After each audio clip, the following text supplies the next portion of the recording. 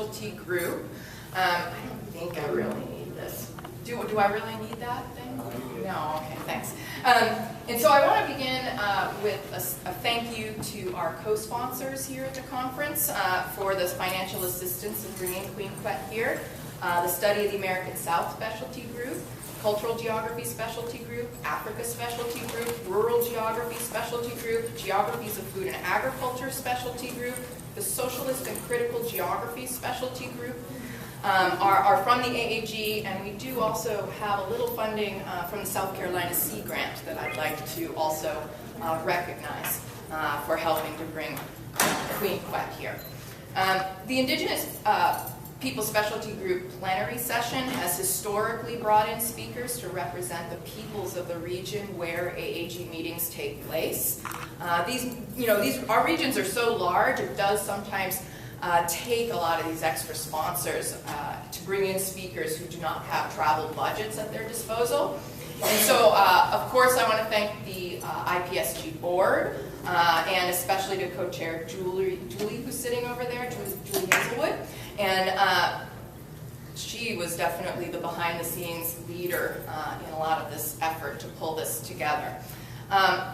Again, to meet the goals of bringing in a local speaker sometimes takes effort, and not just in organizing the event itself. That's why I'm also going to advocate that everyone here consider active participation in the IPSG, as it takes all of our networks to maintain this tradition of inviting speakers local to the region to address our conference about their homelands. So this was my opportunity to share with you all one of the networks and research partnerships that I've cultivated over the last couple of years. And it's my honor and pleasure to introduce to you Queen Quet. Queen Quet is here to represent her people, the Gullah Geechee, who live along the sea islands that stretch from North Carolina to Jacksonville, Florida. The Gullah Geechee are the descendants of enslaved Africans that the U.S. Congress has recently recognized to be a national ethnic minority in 2006, followed by the creation of the Gullah Geechee Heritage Corridor. These recent successes to obtain recognition by the states and the nation state is due in no small part to the long-term advocacy of Queen Quet. Queen Quet has not only advocated for and served as expert on the recent National Park Service study that documents their culture, but she has also served as a commissioner for the Gullah Geechee Heritage Corridor. Through seemingly tireless years, Queen Quet has also represented her people in Congress, at the White House, and at the UN, both in New York and Geneva, in the Forum on Minority Rights, as well as for Indigenous peoples. She founded the Gullah Geechee Sea Island Coalition as a vehicle to not only preserve the culture, but to bridge her work on human rights advocacy with environmental advocacy.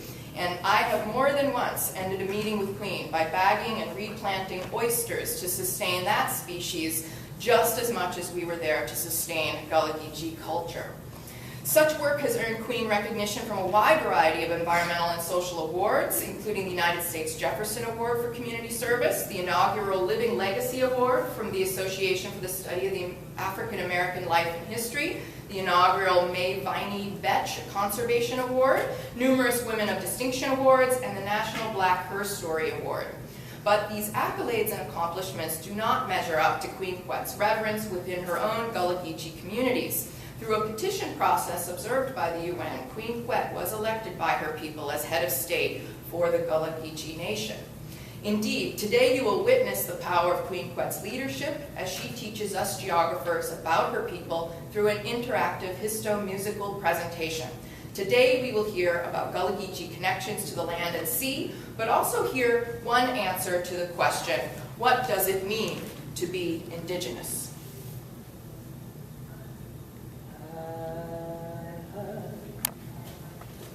Been this storm so long, I've been this storm so long,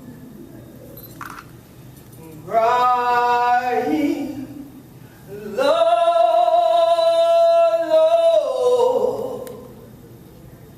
Give we more time for pride. I've been in this storm so long.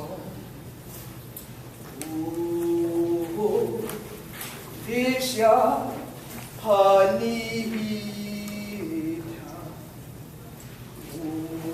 Oh, Disha Hanita.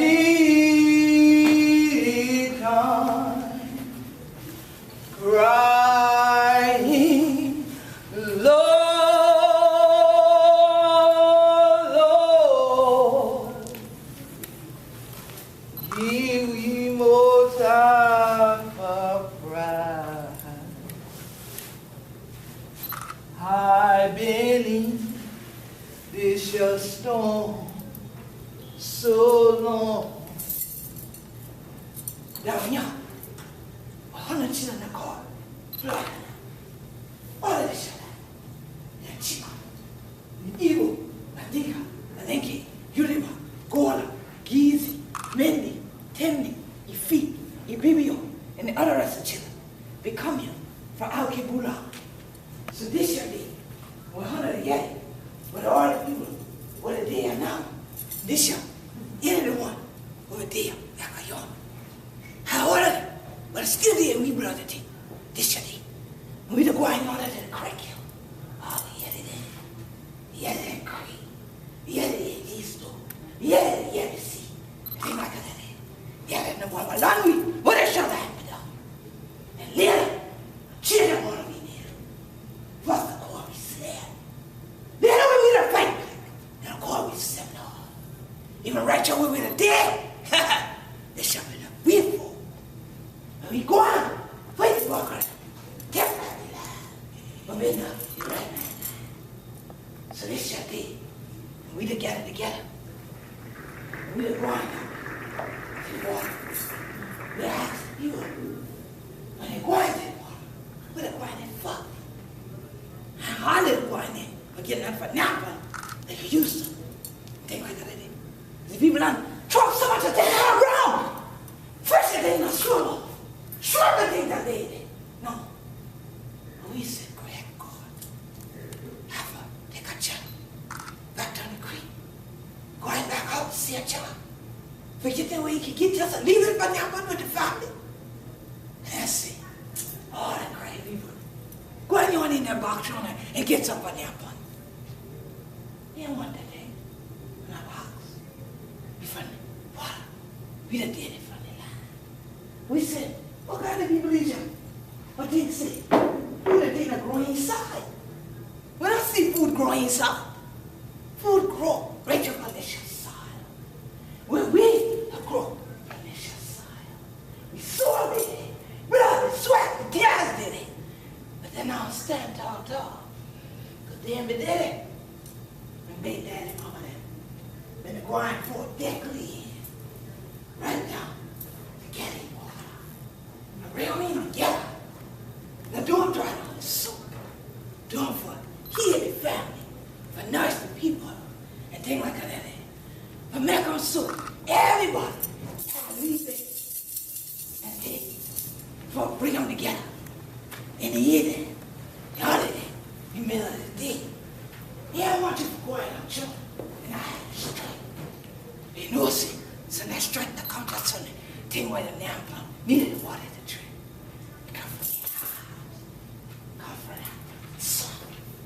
No sin, God is not upon me. But see, even back long, we had to waste so much. But what it did in the water, could count it on the mouth like this shit, and you well, you could go out in the creek shore and take them with the skin. But no, what am I do that? Skin might break off. Because the other rest of the thing that did, you know what God sent out from. So we said, what kind of time is this? Never think we would have lived for see this shit kind of thing to go on. But I was in the going, none of it, I was in the kind, a driver, ruined land. How would I get ruined land? God make land. God bring the sun and count back every 4 hours. And mine, if we not do right, ain't gonna be no land, but we going on. For hunt, for get up, for do none of that kind of thing. Like we been to do back y'all. This you did in the court of water meat. The 100 and now upon them. You say, well, so well, but when you done throw them in the skillet and things like that with a little bit of gravy and things, well, the man all of it. But that was people to call him now. Because he got some other kind of rest, so it rests. But in the rest, I'm like, we ancestors been to do. That's what they call livestock. Open grass and anything like that. Instead of do that, they got that, like this chucky box. And I'm looking the machine and thing. These things want a chick today. A chicken that shall make tomorrow. He said, never think we will see such a thing. He said, you gotta get you no nap on that thing there. Not tell. We don't know. We ain't clean, bro. What cricket are crying out? We ain't want to put nap. We ain't know y'all that chicken that's been a bit. We ain't want to put nap on. People that say, I don't you don't know what they did. They did is the weird thing to do. He said, just as other rest of Caribbean people are doing like that in the day. Well, let me go back here steady. We take your steady to the day. Because back then, I ain't the person need this shit. But get something now. Could go on to cut your way through the water and get that and do this shit. And throw a friend up on the show. Throw this bucket. Get him back, yo. Get him in the house thing like that. Head on so. Get him over that thing like that. And throw him in that little bit. Right now, that thing like that. Have plenty of them. Hey, but they won't look like them, but we can take them in. You know. I tell you now, if there's some of the children that came back, say, been in the quick on one day, going out in the back door, going out with this y'all, and say, I ain't catching nothing. I said, why am? How would I get out and catch nothing, Lord? I wanted to do that. I said, we ain't no water going on. Can't bring in no shrimp. Can't bring in no crab. Can't bring in no spot. Can't bring in no catfish. He said, can't even want to be out in water. We said, what going on?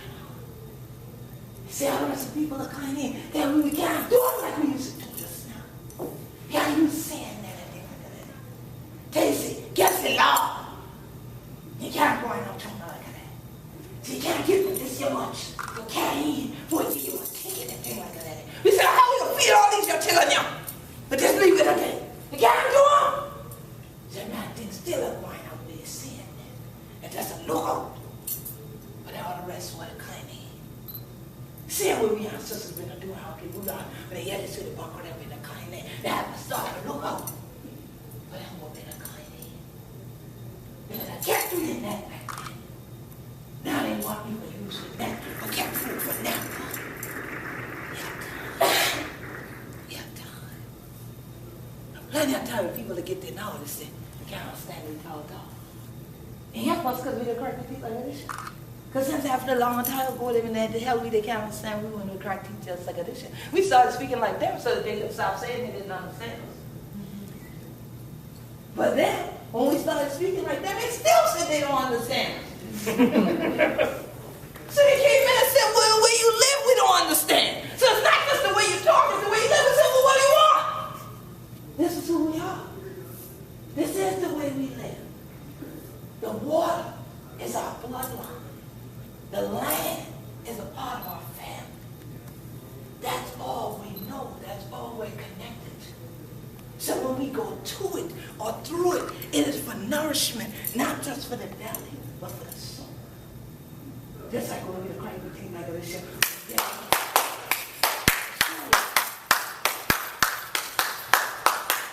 That's nourishment for the soul. They still look at me like,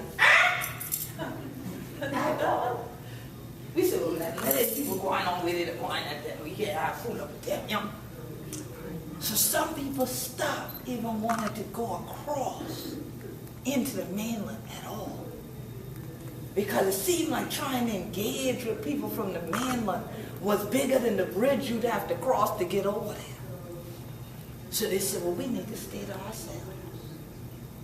And so if someone would be coming, we could see they ain't knowing how to read. They ain't Gullah Geechee. They ain't never yet read a correct tradition. Instead, they'd always hear us speaking like this. So then what they start doing, all the socio-anthropologists, the media folks, everybody knows the Gullah Geechees are gone. Or the famous title of an article. Join the circle, please.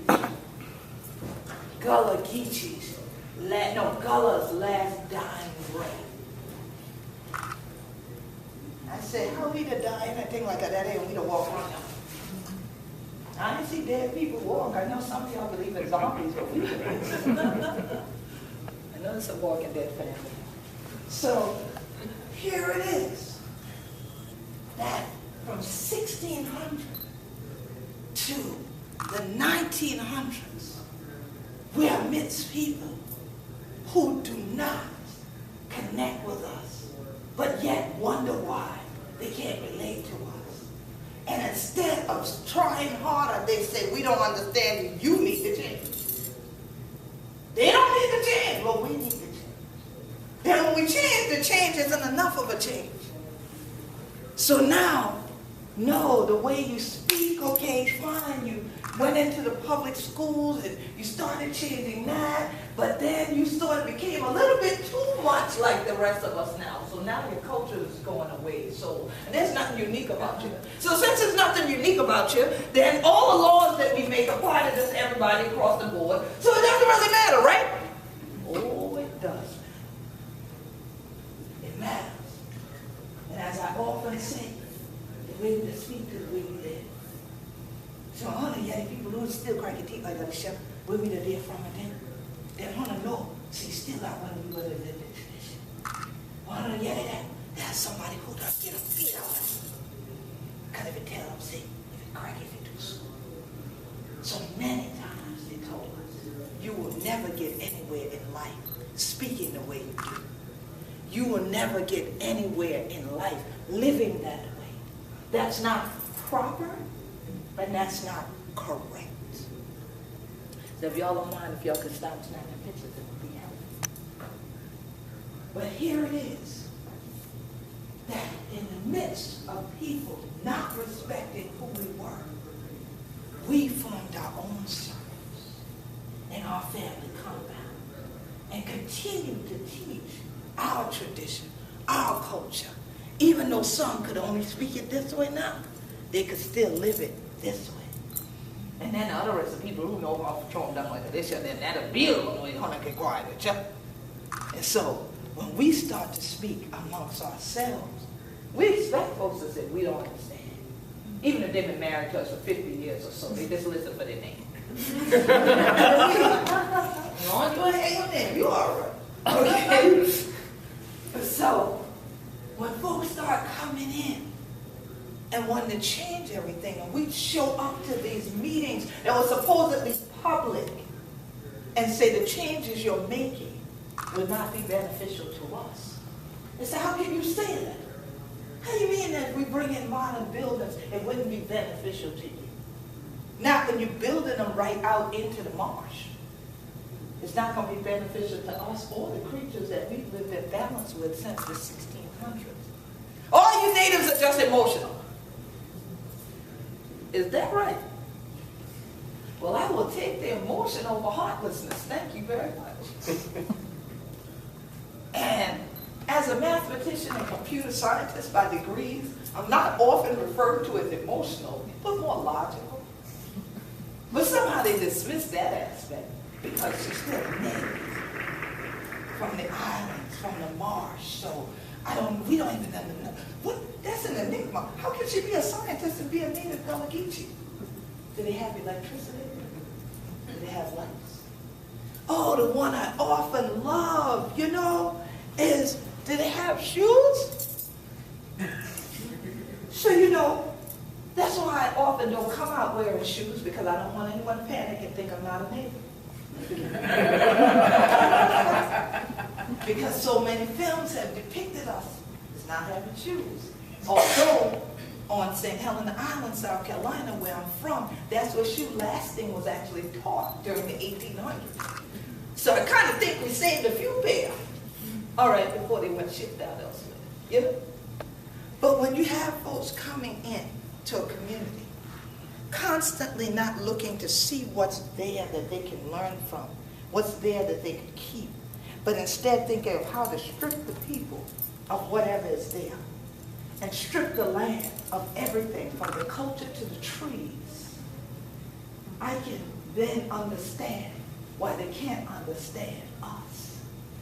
When we are people who say, no, you don't cut those trees down over there, and in fact, when we burn wood, we burn the limbs that already fell on their own. When you see us cutting a tree, it's a palmetto tree, because we're probably climbing up to the top to go ahead and cut out some palmetto fronds so that somebody can be on the street in Charleston sewing a sweetgrass basket to one of the tourists. Because agriculture, seawork, and tourism are now our top 3 industries. And what are the tourists coming for? The beaches. What else are they coming for? The food. What else are they coming for? Their culture. And if they get there and meet you on the street, and Hunter can't crack your teeth like this, they say, oh, that's not one of the natives. And as soon as you walk with a person, they say, oh, crack it together, I ain't no how she ain't no think I Gullah Geechee, she should ask me. I gotta let them know. But they never ask. They figure because we are bilingual, we cannot be Gullah Geechee. But we were bilingual all the time, and fortunately many of us held on to it within our compounds and basically hid it in plain view to the world. So there are villages and compounds of people still living their traditions, still living from the land, still living from the waterway, right in the face of all of the other things they come to see. The plantation tours of Charleston, where like you come on the piazza and have just a little bit of sweet time while you're here. And we're going to tell you about how the South has always been and how nice a place it is.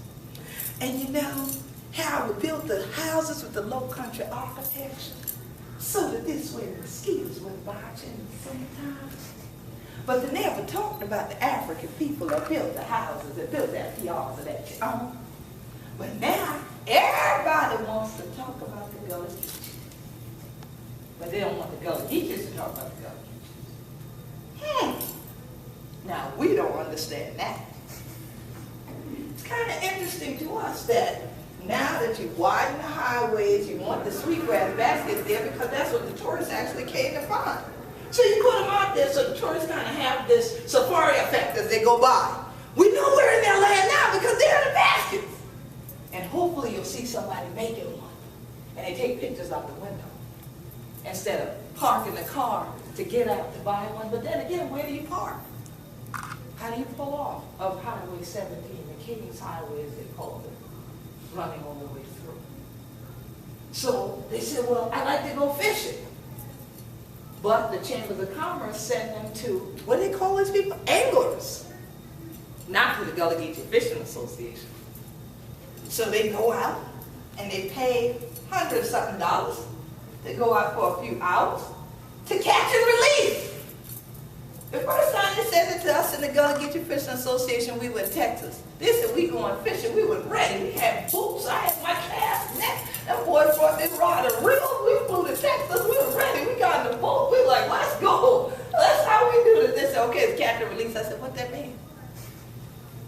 They said, whatever you catch, you catch it, but then throw it back. What? Why are we throwing it back? It's not regulation. So you got us out here so you can get us arrested on the waters of Texas. We black. What you trying to do? They were like, no. That's how it works. You know, because it's a tour boat. So you go out, when you catch the fish, you don't actually get, you mean we ain't cutting up this fish later on and frying it? That's what we do. We said, because how are you helping the fish? We're ready to put a hook through its mouth and we're going to throw it back in the water. I don't think the fish do that. Catch and release. But this is entertaining to others. To us, it was horrifying. As horrifying as knowing you can't go somewhere and catch food anymore because so many buildings have been built with docks sticking out of them, with signs like that one that doesn't want you to actually come in there in the first place, even though this was where all the folks from that community used to go out, catch their shrimp and fish and pick their oysters and dig for clams and things like that. But once somebody can come along, throw up a sign like that, and then say you can't come. So now you go to places like this, but here we go. Park it with a gate by permit only. You know what that translates to me? I can go in there because God permitted me to be here in this spot so I could go in that park. That's how I translate them signs as a native Gullah Geechee. But here comes the culture clash because somebody else's culture says, well, no, that means that we have blocked you out. We have a gate. That's to tell y'all, stay out of here. But who are you to come in my house and then build a gate and tell me to stay out of my house? That doesn't work too well.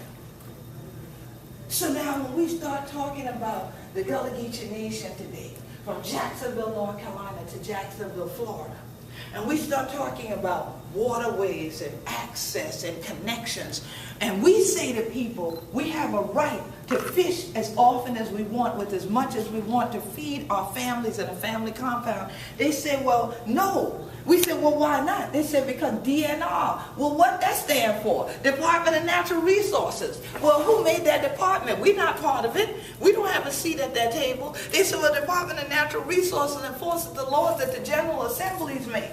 Well, the General Assembly men don't go out there fishing. I ain't never seen them eat fish unless it was already fried for them out of a store and put on a plate. What you talking about? What they got to do with this? Then they say, well, they're the ones that make the law. We just enforce the law. But you're the ones we know because you're the one giving us a ticket right now for being outside my house catching food for my dinner for tonight for me and my family.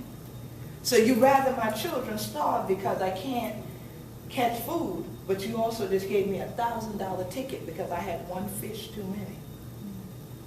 So when the Gullah Geechee Sea Island Coalition came together to help with the formation of the Gullah Geechee Fishing Association, and people said, well, Queen Quet, why is it that y'all see a need to have an association? I said, because there's no current voice for our people, our way of life, our traditional fishing methods. Well, here we go again. You said, well, y'all have traditional fishing methods? We weren't aware of that. We were aware of the sweetgrass baskets, but we weren't aware of anything else. Well, even the sweetgrass grows in the intercoastal waterway. So if you continue to damage the waterway, you will continue to damage the tradition that you do know about. But let me help you out and let you know that we don't eat sweetgrass. We eat seafood. We don't only eat rice, which is what many people have been taught to believe. All right? Something got to go with that rice. All right? And so we need to have both the waterways and the land be protected, and as indigenous people to the Sea Islands between Jacksonville and Jacksonville, we should have the same rights as any of our other indigenous ancestors like the Edisto, the Creek, the Yamasee, and the Kusabo, who were here in the first place, who are our great-great-grandparents, literally to me, all right? But just because you look at me, and I'm not wearing feathers today, doesn't mean that I don't have, as some call it, Native American, or others call Indian ancestry. But beyond that, when we start defining indigenous as native to a place, we get into a whole nother discussion of what indigeneity is. Because Gullah Geechee culture didn't grow in Africa.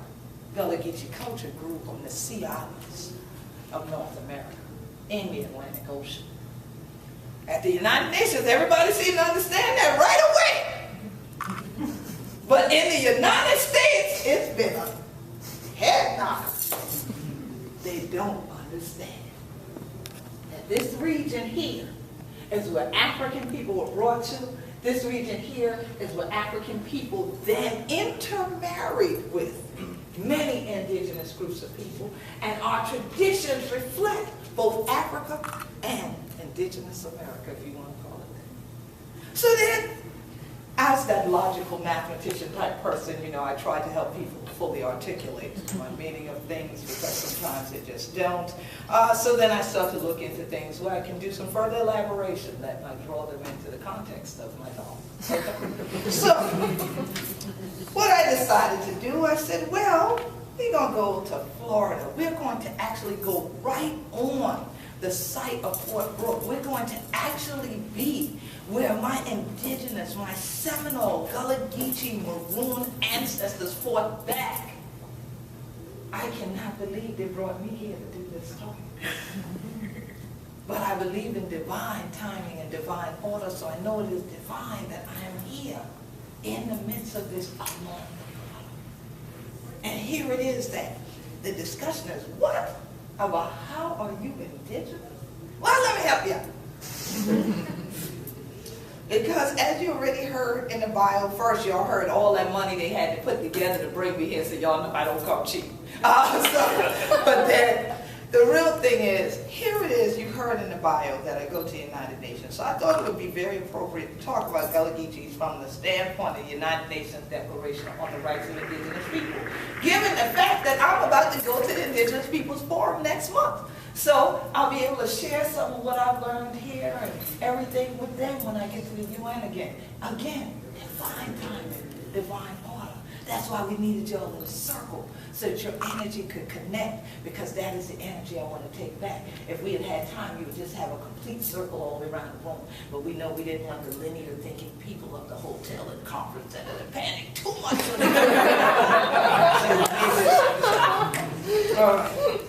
Try to help them just a little bit. So, for those who may have never heard it before, the General Assembly, guided by the purposes and principles of the Charter of the United Nations and good faith in the fulfillment of the obligations assumed by states in accordance with the Charter, affirming that indigenous people are equal to all other people. That's the first thing. When someone looks at me and looks at my ancestors in the Gullah Geechee Nation, and they know that these had been previously enslaved Africans, they want to tell us about the law separate but equal. They don't want to deal with the fact that there was still never any equality in separate but equal. That there were substandards and then there was a standard, was what that amounted to. So here at the UN, they were looking to truly equalize the playing field for all people, while recognizing the right of all people to be different. Oh, wow! To consider themselves different and be respected as such. How dare you?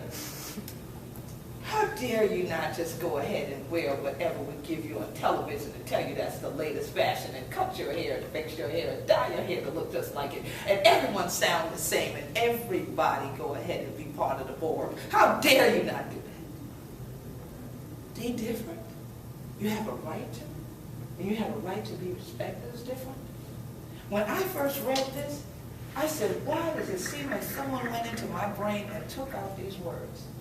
Because for years it's founded the Gullah Geechee Sea Island Coalition, and then when I had the nerve, some people would say, or the audacity, to actually fly to Geneva, Switzerland, and bring forth human rights violations that have been done to my people, not only through chattel enslavement, but up to the point of displacing us from our coastland today, that you would say you should still be allowed to speak differently. Allowed? Again, for me, that's translated like that sign. God allows me to be here. God gave me the tongue and thing like that. So if I crack like this, I crack like this. If it's another day, I say, ¿Qué pasa? ¿Cómo estás? Okay, then I can do that because God permitted me to do it. It doesn't say to another human being that they should now press me until I stop doing it. So again, I'm of the mindset of the salad bowl. You know, to go with my fish, and when I don't want no rice, or sometimes that salad is there and that rice and that fish. If there's something on that salad that I don't like, I don't cuss it out. I don't talk bad about it. I don't tweet negative things about it. I leave it on the plate. Somebody else in my family will eat that. I just don't eat that. They like it, they appreciate it, that's good for them. I just don't want it. I don't have to denigrate it. But when we start talking about a melting pot, everything just becomes a big blob.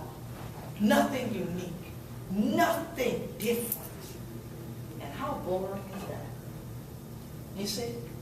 So I have no problem with even the difference in our foliage representing even the way we are, as we say, we be down here. So when we start talking about the right to difference, even in the Gullah Geechee Nation, there are some that can speak Gullah fluently, there are some that can only speak Geechee, there are some that are bilingual and trilingual. We ain't mad at nobody. As long as we tell one of them to come over here and thing like that and get this thing done, and you want to know how to do it, that's good enough. Okay? So here it is that we get to a space that's international where they're talking about respecting people. for difference. Again, why can't they understand this in the U.S.? So here it is. It says also affirming that all peoples contribute to diversity. We love that word, don't we? And richness of civilizations and cultures, which constitute the common heritage of humankind. So meaning all humankind has something different about them. Any country in the world has differences in it. We should celebrate it. Okay? Affirming further that all doctrines, policies, and practices based on or advocating superiority of people or individuals based on national origin or racial, religious, ethnic, or cultural differences are racist. Oh, that's a problem. Because people don't want to discuss race. As much as people say this is post-racial America, they don't want to discuss race, but they will put together policies that are all based on race. And then discriminate against the other race based on their policy. And now we see the same thing with ethnocide. Because people put together policies that are definitely against indigenous groups of people, that fulfill an economic plan for somebody else coming into the land these people have always called home. But then if we come in and we say we feel that these tactics are racist, we feel these tactics are against us ethnically, oh, you shouldn't discuss that. Oh, they're playing the race card. But in all actuality, if you look at the group who made the plan, they're all a monolith. And we're the ones standing on the other side looking different. We're other. So again, trying to level the playing field and make it more equal. So now, racial, religious, ethnic, cultural differences, you cannot make these plans of superiority over them and not be racist. You can't set up these plans that are scientifically false. Any other scientists in the room beside me? Couple? Yeah, I knew you were hurt, so you talk early. So scientifically false. So to us, if you tell us 2 + 2 = 10, we tell you right there, scientifically false. We use that simple example. We won't get into Pythagoras theorem and all that other stuff here. Okay? But now, if it's scientifically false, like there's no climate change. Okay, we ain't gonna touch that. All right?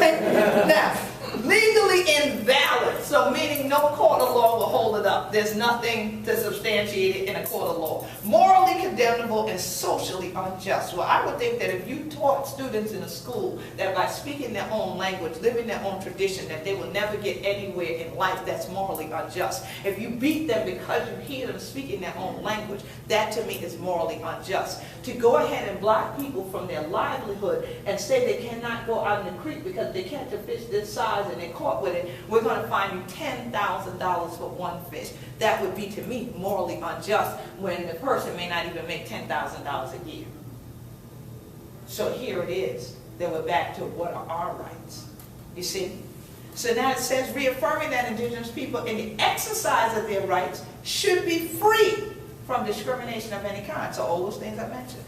That you can't speak your language here. The federal government came to the Gullah Geechee meeting when we started what they called the Special Resource Study of Low Country Gullah Culture, that later evolved into what became the Gullah Geechee Cultural Heritage Act. The discovery that Gullah Geechee culture was an important part of American history led to us then lobbying to get the Gullah Geechee Cultural Heritage Act established.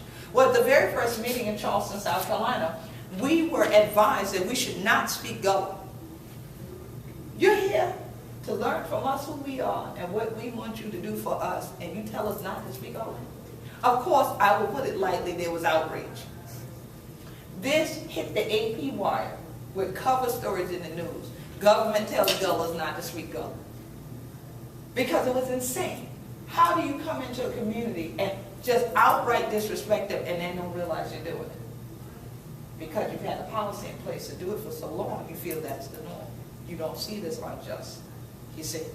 So here it is that when we affirm that we have a right to not be discriminated against in that way, then people say, oh, the one saying it are radical. Oh, Queen Quet knows, oh, you need to stay away from her because, you know, she's a rabble rouser. Good. I'm glad y'all came.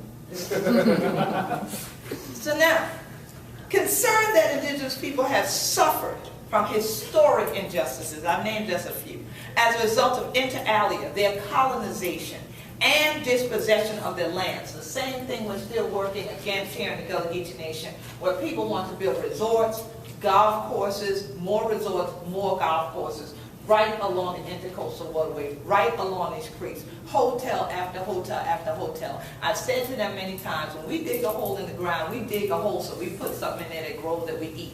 I have yet to see somebody eat one of them white bowls that y'all keep playing with all over the place. Okay? So here it is. The colonization and dispossession of the lands, territories, and resources. Waterways are resources. Land to grow food are resources. Now making laws saying you cannot have livestock on certain sea islands because your neighbors have rezoned it so that that's not an area zone where you can raise your own chickens or your cows or your horses or anything. Then this to us is a colonization of the land. And now this person has always survived from doing this. You're taking that from them, taking away their right to do so. And so then they can't fully exercise their rights. You're preventing that. And in particular, it says their right to development in accordance with their own needs and interests. Ah, yes. In walks the geographer that finds out the Gullah Geechees actually have their own way of doing things, which is not with big old shrimp boats, which is not with docks and all of this, but with natural landings, with small 16-foot bottle boat, handmade, flat bottom, all right, that we bring out to the creek and take back from the creek. No oil to leak out, nothing to drip off, nobody using chemicals to clean off the deck and leaving it right there in the creek, none of that. We have plans for our future that don't necessarily look like this. But here comes the geographer that finally seems to be someone who understands what we're saying. And then says, well, how can we help you map out, literally and figuratively, a plan that can do something we don't normally like too much, bridge, all right, between these worlds. And maybe then help people to recognize the fact that you are indigenous. Your culture did grow here, and as it did, you already had protocols, you already had procedures from your cultural community that were never taken into consideration when these laws of DNR and the General Assemblies and the other alphabet soup, NOAA, and everybody else came along. U.S. Mission, USFS, NPS, all of these S's. All right? Normally when we start here, and Southerners, you know, something go with that. All right? So here it is to us. It's like, yeah, you set this law when? And who were you talking to? To only find your public meeting was announced in the Federal Register online. Only. And we were supposed to have known to be there. And since we weren't, you say silence gave consent that you could build this. No, we never had a say in what was built, nor what's been torn down to be rebuilt to look like the old, because the tourists come in and want to actually see the old city. So when you tear down the old stuff, then you realize you put up the new stuff, they don't come no more, so you tear that back down and then you build a replica of the old back in there. To us, that makes no sense. Why not maintain and restore what you have, hold on to it as it is, and keep it in balance? Don't pave everything. Because we are in a hurricane zone. So now, when the floods come, where does water go? We're called the low country for a reason. That's not just a term, and like we say, ain't just a drive on something. So we get to a word here, nearing the end of this document, that says, recognizing the urgent need to respect and promote the inherent rights of indigenous peoples which derive from their political, their economic, and their social structures, and from their cultures, their spiritual traditions, histories, and philosophies, especially their rights to their land, their territories, and resources, recognizing also the urgent need to respect and promote the rights of indigenous peoples affirmed in treaties, agreements, and other constructive arrangements with the states. Well, how do we have constructive arrangements if you're not even talking to me? And it's not because you can say that you can no longer communicate with me because I speak one language and you speak another. I can speak yours as well as you do, maybe better. So you can't use that anymore. So now if you're not speaking to me, it's just because you're choosing not to. So now here it is, welcoming the fact that indigenous peoples are organizing themselves for political, economic, social, and cultural enhancement, and in order to bring to an end all forms of discrimination and oppression wherever they occur. Herein comes the Gullah Geechee Nation, establishing, affirming the fact that we are a nation. We were written about during chattel enslavement as twere a nation within a nation, but had never done anything formal until from 1999 to 2000. There was a year-long election, not a one-day one like you do in the U.S., a year-long election, okay, not a campaign, an election. Votes took place for a year under the UN observance. They had people watching the election. Then we did a confirmation ceremony, an African traditional ceremony called an installment at Sullivan's Island, Charleston County, South Carolina. This is a place where over 40% of all Africans enslaved in America came through. This is south of where you see these baskets now. This is Mount Pleasant, and if you were to come back across the massive bridge we have now, you would end up right down near Sullivan's Island. We chose that place because it is federal property, so that the U.S. government would be there and know the Gullah Geechee people are standing on their right to self-determination, that we recognize our rights internationally in international law, and we are going to affirm the right to use those rights, to protect us, and to have a future. And so convinced that control by indigenous people are overdevelopments affecting them and their lands, territories, and resources will enable them to maintain and strengthen their institutions, cultures, and traditions, and to promote their development in accordance with their aspirations and needs, recognizing that respect for indigenous knowledge, cultures, and traditional practices contributes to sustainable, that's a word y'all love, isn't it, y'all? Sustainable and equitable development and proper management of the environment, emphasizing the contribution of the demilitarization of the lands and territories of indigenous people to peace, economic and social progress and development, understanding and friendly relations among nations and peoples of the world, recognizing in particular the right of indigenous families and communities to retain shared responsibility for the upbringing, training, education and well-being of their children. So again, shared responsibility is what we know. This is naturally a part of my community. Everything we do, we tend to do together. You can't walk through the house. Who there? Where you going? What's going on? What are you doing? You need help? That's pretty much the way we live. So when it comes to our children, it's even more than that. So protecting them so that their education is not just in the school, but it's at home, it's out in the woods, it's on the water. It's so that they can continue our traditional practices. It's not as simplistic as you should just send your children off to school and then be programmed in the box. See, I mentioned that earlier, that y'all go inside of a box and you get your food out of there, and we don't grow food inside. We grow food outside. And then y'all tell us, you know, you should go inside of a box to go get your education too. And that ain't quite the way we do it either. I mentioned that earlier, but it was in Gullah, so you know, that's why I'm repeating it, because some of y'all look like y'all didn't understand. I don't know why you didn't understand when I was speaking to you in Gullah in the first place. But anyway. Part of our education and well-being for our children is the consistent rights of our children is to make sure that they're not treated like we were treated in school and told that you never get anywhere in life just being who God made you to be, you see. And so, considering that the rights affirmed in treaties, agreements, and other constructive arrangements between states and indigenous people are in some situations matters of international concern, interest, responsibility, and character.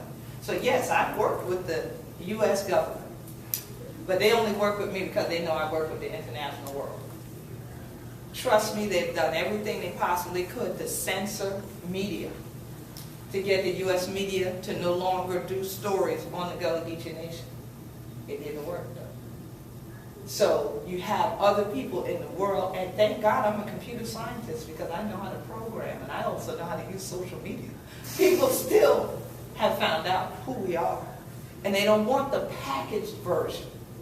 They want the truth. They want to be able to come and visit and actually go out in a field, go out literally in a field, as well as out into those waterways and see we the day out there and things like that, and see how we do what we do. And so we can still show them, because we fought against others who said we shouldn't be shown, because we knew it was our right to do so. And fortunately, the international world has supported our right. So considering also that treaties, agreements, and other constructive arrangements, and for the relationship they represent, are the basis for a strengthened partnership between indigenous people and states, acknowledging numerous charters they go through, and then affirming the fundamental importance of the right to self-determination of all people, by virtue of which they freely determine their political status and freely pursue their economic, social, and cultural development. This is why they even formed this declaration, because they recognize that did they not come together as an international body to have a forum on the rights of indigenous people, to have a declaration on the rights of indigenous people, their member states would continue to only museumize those indigenous people. Take pictures of you, videotape you, take a few of your artifacts, get a few of their trained specialists, and curate your culture while displacing you, and then having you melt into the pot. And then they'll bring people on tours and make millions of dollars saying this is what it used to be. Like we are here in this convention center. If someone knows where there's a plaque to the Seminoles at this convention center, please show me where it is. Because I've been walking around looking for it. There's one for the old Temple Mount. There's one for the old Temple Mount? Over on the corner, yeah, because there used to be a Temple Mount. Yes, I heard about it. So that's the most we have. There's one for Andrew Jackson. Oh, of course! Of course! We have to have Andrew Jackson and Oglethorpe and Calhoun and all these guys wherever we go, don't we? Well, Yeah. Why not? Why not? But the other folks that were here first, what happened? So here it is that we have these kinds of events, we have these kind of conferences that are wonderful places to learn from, wonderful places to exchange, but how often are the people who are being talked about actually there to speak for themselves? And even when we do enter the arena, we may not feel comfortable dialoguing, because when we open our mouths, folks go, huh? And they don't understand. So that can become frustrating. So that's why whenever I'm here to present, I always make sure there's a circle, because that's when I feel we're able to share. And that's why I usually do it all the way around the room, so you can see everybody, okay? And that way people can look at one another, you can connect with one another's spirits. Our culture is not one that does this, hey, how you feel? How you doing? And you walked away. I mean, you didn't get the answer. Our culture, well, how long did it do today? They're good, right? Oh, well, wait a minute. Latoya. So we're going on how long more today? Yeah.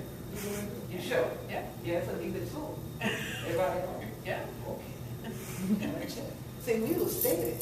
We will find out. And then by the end of the conversation, I'll send something back to Latoya mama. Latoya better give it to her mama, because I see her mama.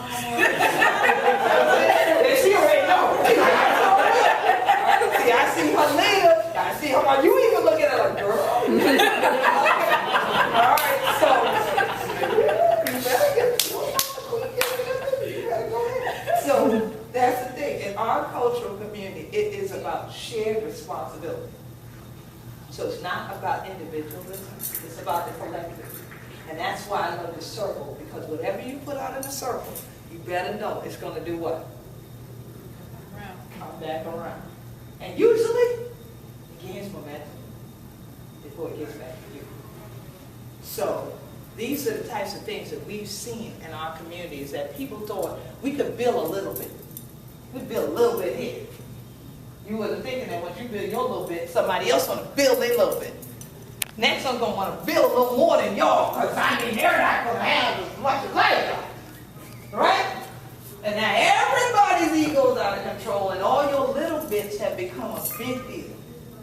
That's now affecting our culture, destroying the environment, destroying a whole community that some people never heard about until they went to the museum.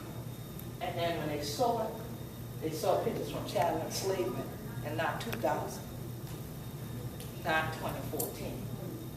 So again, they think Gullah Geechee is a legend. It's something in the past. They think the Seminoles are a legend. There's some folks from the past. Seminoles are actually part of Gullah Geechee ancestry. They're part of the Gullah Geechee diaspora. So when I say my family, I mean it literally. So for us, it's about extending the circle so that others can really see who we are, what we've been through, and where we can all go together, and how we can live out what this declaration is all about, so that we all will help to affirm the rights of other indigenous groups of people. Even if you don't consider yourself a member of an indigenous group, there's still something you can do to help that group's culture to survive and be celebrated, even though it's different. And it's not for you to understand all of it. So you can study us till the cows come home. It doesn't mean that you will understand all of it. Because more than it being here, the understanding comes from here. So my favorite proverb in all the world is wisdom is the principal thing. So get wisdom, but in all thy getting, get